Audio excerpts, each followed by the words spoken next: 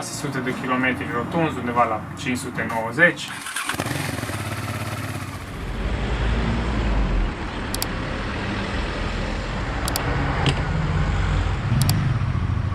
Bună dimineața, bună dimineața! Avem un răsărit frumos de soare aici în Banja Luka din Bosnia și un trafic destul de nebun, pleacă lumea la lucru, dar vremea este foarte faină, deja avem 6 grade și avem de băgat astăzi vreo 580 de kilometri până în Veneția din Italia.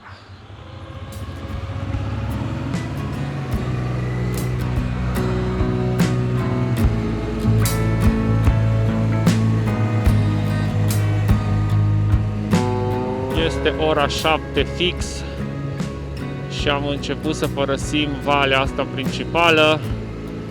Urcăm pe niște dealuri foarte interesante pe drumul R111. Este al naibii de frig dintr-o dată, avem doar 2 grade, dar soarele stă să iasă de după dealuri, ceea ce este foarte bine.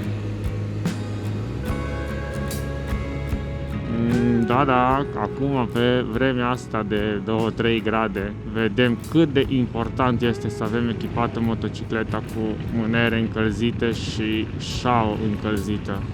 A meritat fiecare investiție pe care am făcut-o în ultima vreme. Acum, bineînțeles că îmi pare rău că n-am făcut treaba asta de acum mai mulți ani, dar bine că este și acum. Extrem de frig, 2 grade. Bate și vântul, dar căldura care se transmite efectiv în coloană și din mână spre cot e de neprețuit.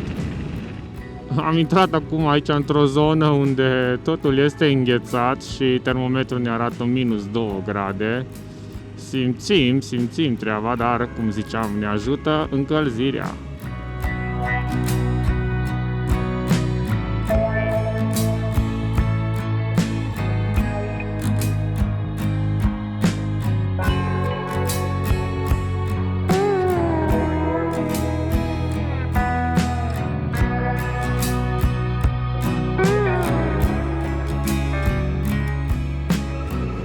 Avem deja o oră de când am plecat și majoritatea timpului am venit pe minus.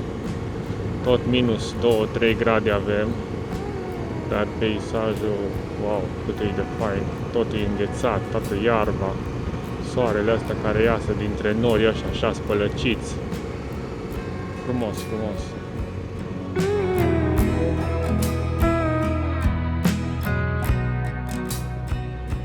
Și după peisajul ăla așa mai gol, dintr-o dată au apărut acești brazi, tot e împădurit, dar acolo jos în acea vale unde e acea mică localitate se vede că totul este înghețat.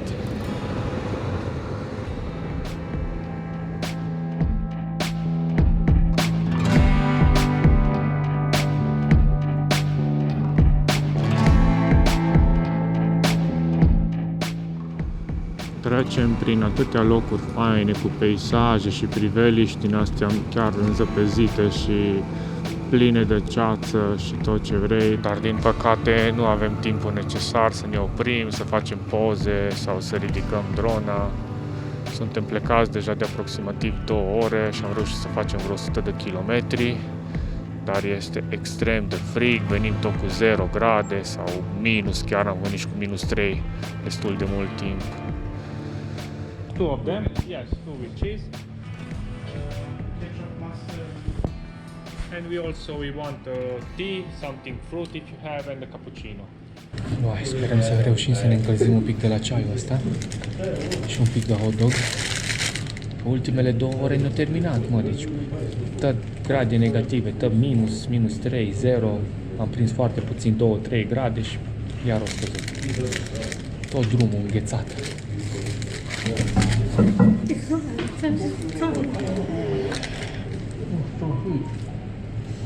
M-am ars, ați văzut asta?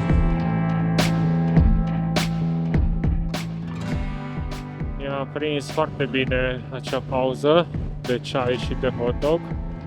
dar este timpul să pornim din nou la drum, să descoperim peisaje și drumuri faine. Temperatura a crescut la 12 grade, ceea ce este foarte bine, dar tot mai avem foarte mult pentru ziua de astăzi, încă 450 de kilometri.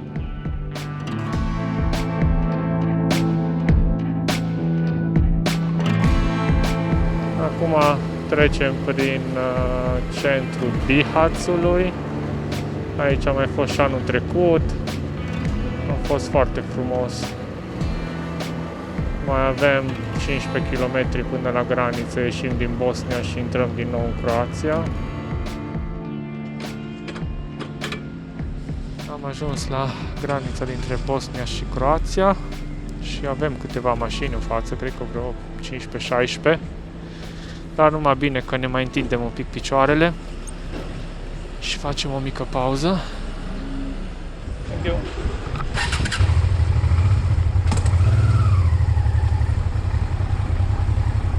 Hello, thank you, have a nice day, bye.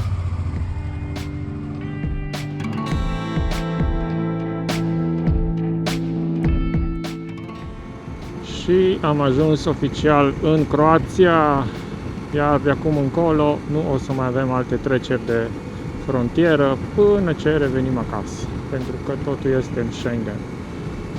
Doar dintre Ungaria și România o să mai prezentăm pașaportul. În rest, Croația, Italia, vedem dacă ajungem prin Austria, pe undeva nu e nevoie.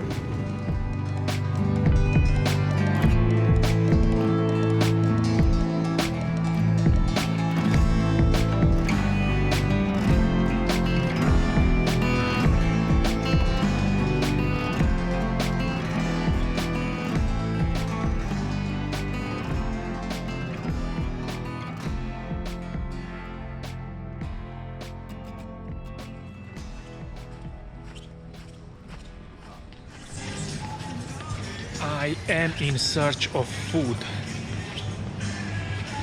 Oh yes, this schnitzel.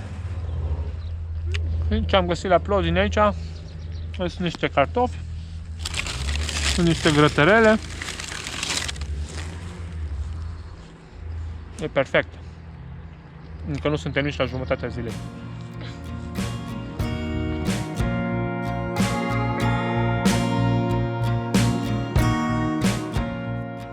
Altfel stă treaba acum că am mâncat bine și totul a fost destul de ieftin, în jur de vreo 30 de lei sau 32 de lei. Și acum suntem pe drumul 23, un drum foarte fain, virajat, asfalt bun, într-o zonă faină din asta așa teluroasă. Traversăm ceva dealuri, nu cred că sunt chiar munți. E foarte fain. Temperatura nu e chiar tocmai foarte bună. Este în jur de 10-11 grade. Dar sperăm după ce trecem de aceste dealuri și ajungem în zona de coastă să se mai încălzească un pic.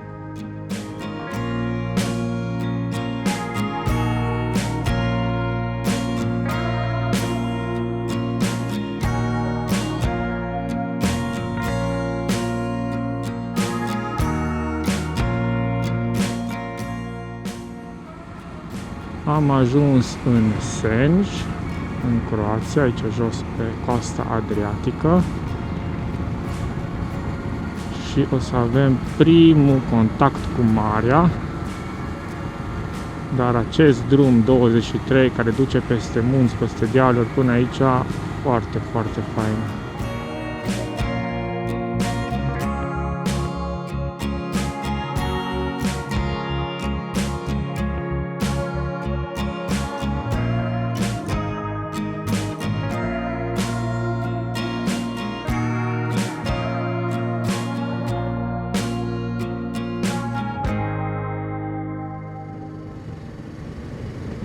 Suntem foarte aproape de Rijeka și o să ocolim aici un pic acest golf și trebuie să găsim un Peco unde să facem plinul la Transalp. eventual să bem un ceai, să ne întindem un pic oasele, că mai avem mult, încă 250 de kilometri. Cât de interesant arată strada asta așa cu pomi. Foarte faină Rijeka, e un oraș tare interesant.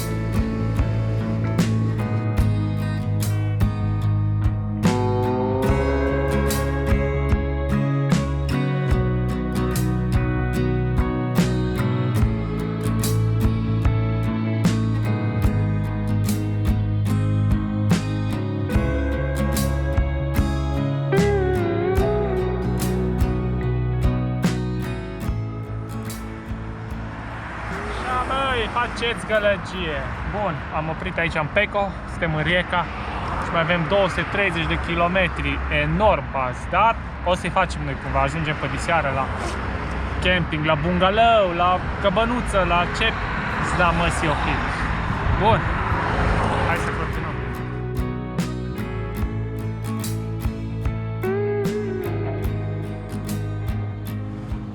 Este granița dintre Croația și Slovenia. Să mergem cât mergem și după aia o să trecem de-abia în Italia.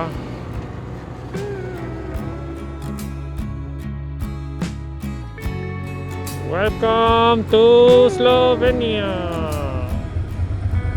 Suntem blocați în trafic. Și cauza principală pentru care am stat atâta, îi aici că se lucrează la drum.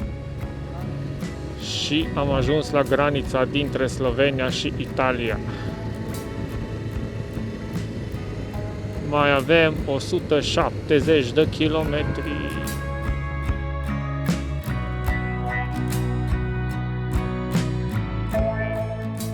We are somewhere in Italy. We cross the border and we go to eat something here at this Pecara. Italiano vero.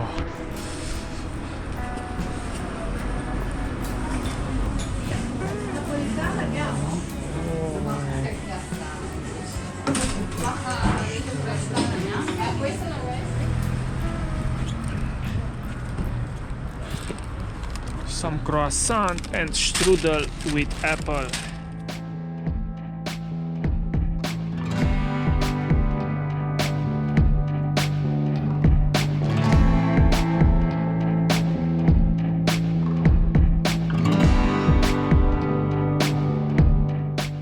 Dacă azi dimineață am plecat din Banja Luka, Bosnia, pe un răsărit frumos, uite că acum ajungem în Veneția, din Italia, pe un apus frumos.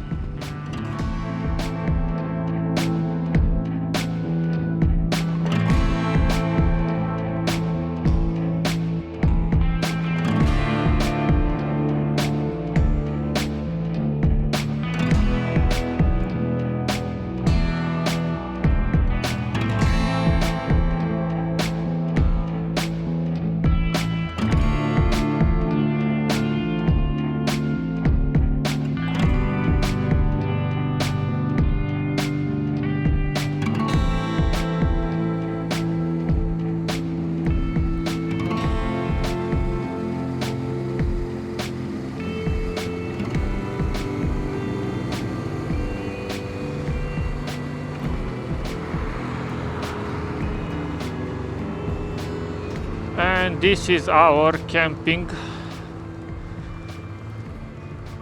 Let's see where is the entrance.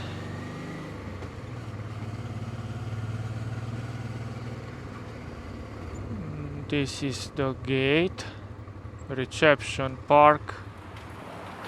We arrived here in Venezia camping in town. We had checked in.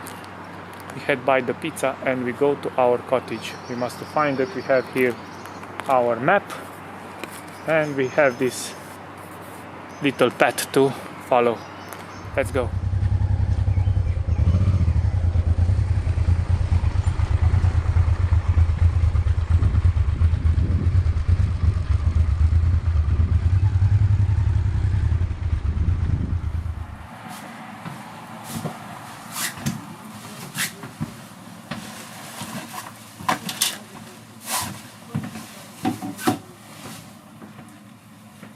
O să fim foarte scurți de data asta, pentru că ni-s rupți.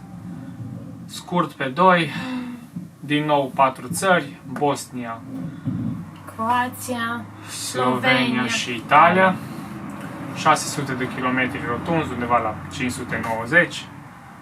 Și de dimineață de la 7 până seara la 8. Deci 13 ore pe drum. Ne ajunge, mâine vrem să ne trezim de dimineață și să plecăm spre Livorno. Încercăm să vedem dacă prindem, mâine fiind joi, 13, nu?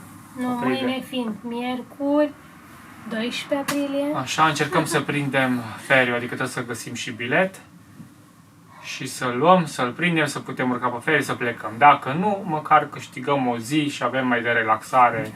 Sper să reușim. Bun. Mai multe detalii în episodul de mâine, adică de săptămâna viitoare când o fi postat. Salutare, noapte bună, ceau, ceau, ceau!